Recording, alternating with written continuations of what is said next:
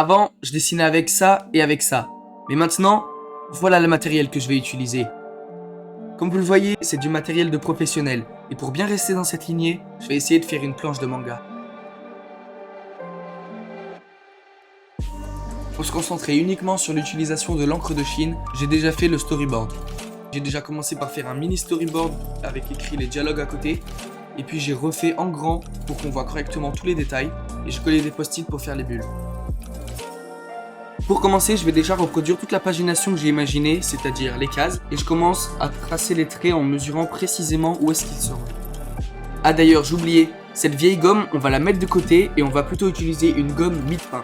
C'est une gomme qui fait aucun copeau et qui a la particularité d'être malléable, ce qui est très pratique pour mesurer plus précisément parce qu'on peut tout simplement faire une mini-gomme et qu'on peut la faire rouler sur la feuille pour estomper le croquis pour qu'une fois l'ancrage terminé, au moment de gommer, il ne reste pas de marque de crayon. Bon, maintenant que j'ai fini de reproduire les cases, on va commencer avec le croquis. Donc je commence par la case qui me semble le plus facile à réaliser. Donc c'est un plan de dos sur le personnage principal de l'histoire. J'accélère le moment où je fais le croquis parce que c'est pas ça qui nous intéresse.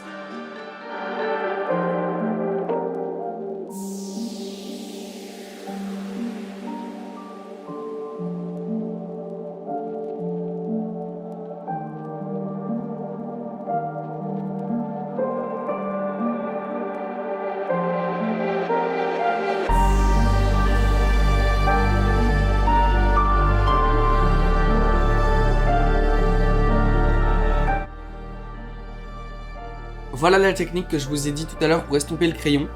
Et d'ailleurs, je ne sais pas si vous avez remarqué, mais ça fait déjà plusieurs vidéos que j'utilise cette gomme mille-pain. Mais en fait, c'est parce que la vidéo que vous voyez aujourd'hui, ça fait déjà plusieurs mois, septembre 2023, que je l'avais tournée. Mais je n'étais pas du tout satisfait du résultat, c'est pour ça que vous la voyez que maintenant. Ici, on voit bien que ce que j'encre en premier, ce sont les bulles parce que c'est l'élément principal de la page. C'est important qu'elles aient la place pour écrire le texte à l'intérieur. Le dessin, à la limite, s'il n'y a plus trop de place, je le diminue un peu ou je le décale. Alors que pour les bulles, il faut vraiment que ça soit lisible. Ensuite, j'encre bien sûr les cases pour bien me délimiter où est-ce que je vais ancrer. Voici maintenant l'encre de Chine. Donc c'est un petit pot de la marque Winsor & Newton que j'ai eu à mon anniversaire.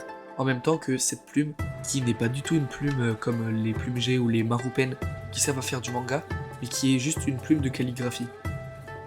J'ai pour projet d'acheter une plume spécialisée pour le manga pour faire des vrais ancrages et des belles illustrations, mais puisque j'ai reçu la plume et l'encre à mon anniversaire et que ce dessin a été tourné juste après, voilà pourquoi j'utilise ça. En réalité, cette planche de manga, ce n'est pas exactement le premier dessin que j'ai réalisé à l'encre de Chine. J'en avais fait une illustration en noir et blanc de mon personnage principal quelques jours avant. Et maintenant, en septembre 2024, un an après les images que vous voyez, j'ai refait beaucoup de dessins à l'encre de Chine et je vous en montrerai quelques-uns à la fin.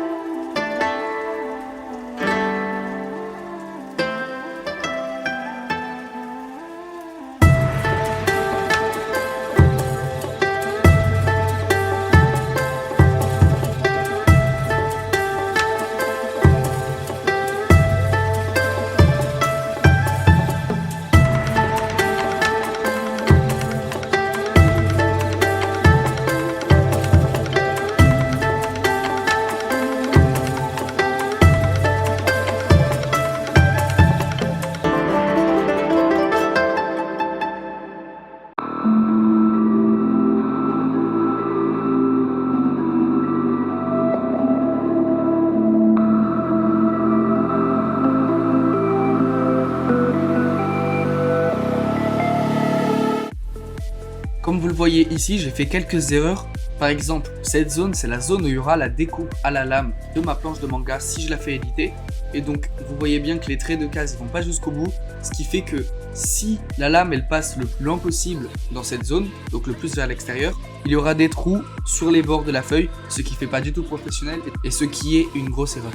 Alors que vous voyez que pour la pancarte, j'ai fait le trait jusqu'au fond et c'est ce qu'il faut faire si votre case n'est pas fermée.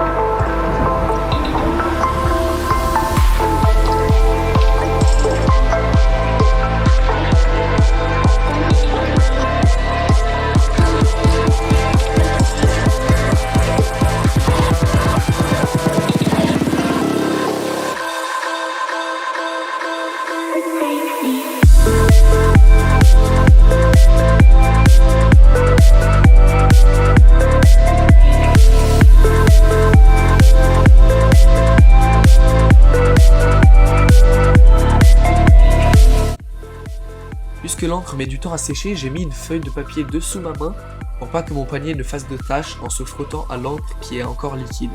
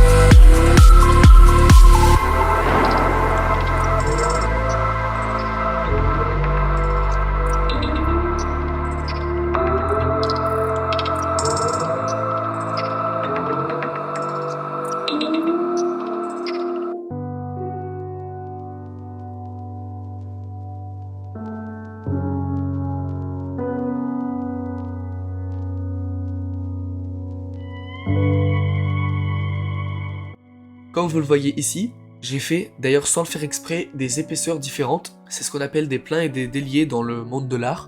Donc les pleins, c'est les parties les plus épaisses, et le délié, les traits les plus fins.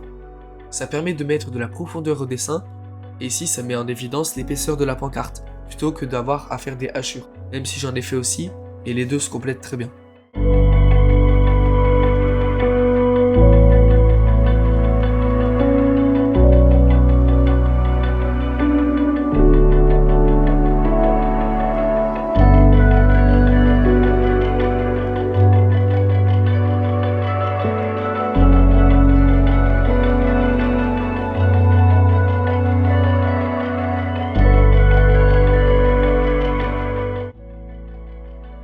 Quand je dessine, je prends bien mon temps, pour pas que mes traits soient trop rapides et que l'encre n'ait pas le temps de se déposer, ou que à l'inverse, mes traits soient trop lents et laissent des taches d'encre sur la feuille.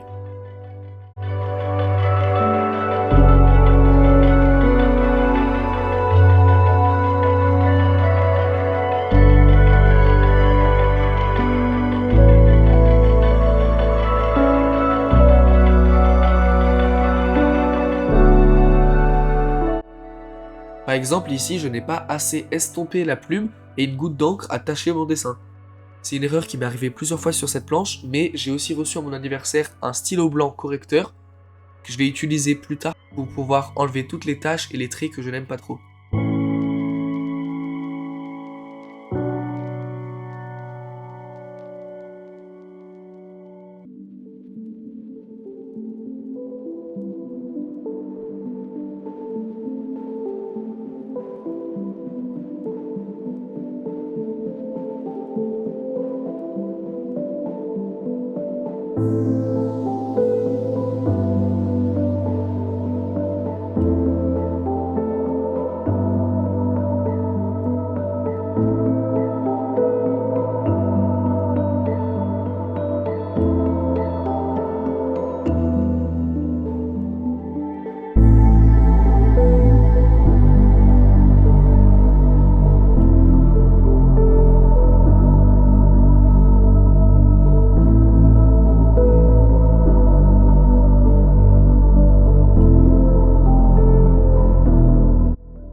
Ce plan, je l'ai fait quand j'ai recommencé à travailler sur cette vidéo et ce dessin, donc beaucoup plus tard, à peu près un an après avoir dessiné le début.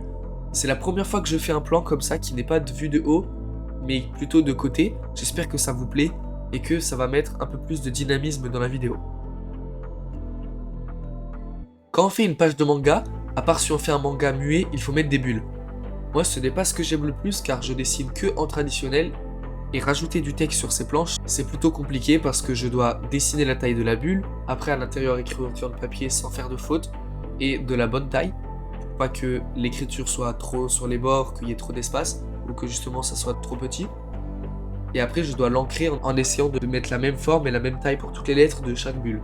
Je pourrais essayer de le scanner et après de le rajouter au numérique, mais je ne sais pas trop faire, et puisque la plupart du temps c'est des planches pour m'entraîner, et que d'habitude j'arrive plutôt bien à écrire les lettres à la main, je ne me complique pas plus la tâche.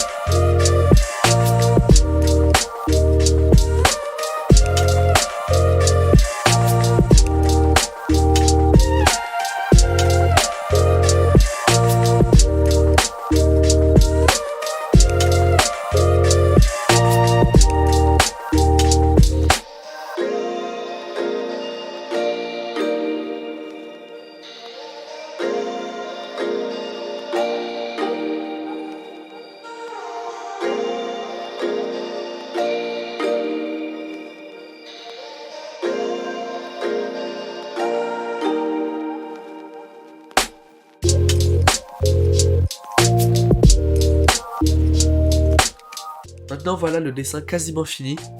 J'ai tourné cette séquence avant de faire le lettrage, donc elle ressemble plus au début de la vidéo avec la première version de la planche. Pour les speedlines que vous voyez sur la dernière case, je n'avais pas pris de règles et on voit très bien qu'ils ne sont pas très beaux, qu'ils sont tordus et qu'ils ne pointent pas tous au même endroit. D'ailleurs, avec mon stylo blanc, je vais en effacer quelques-unes et aussi la grosse tache qu'il y a sous le ventre du mille-pattes. Les speedlines, c'est les petites lignes qui pointent vers un endroit pour ajouter du dynamisme ou de la vitesse. Maintenant, je vous montre les vrais premiers dessins que j'ai réalisés. Donc déjà, le premier, c'est le portrait d'un personnage principal d'un manga que j'ai écrit depuis longtemps.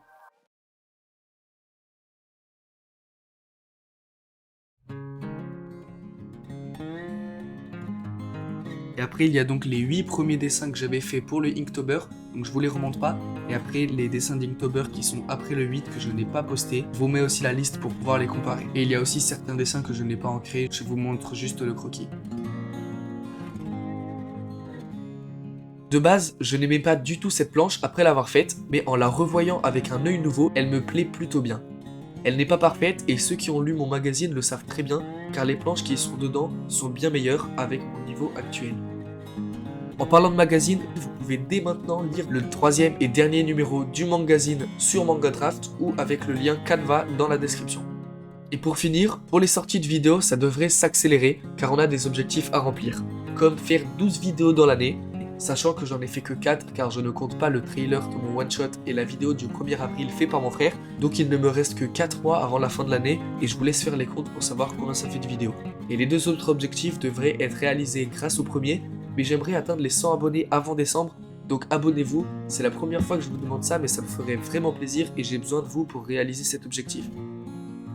Et on se retrouve une prochaine fois pour que je vous raconte une nouvelle histoire.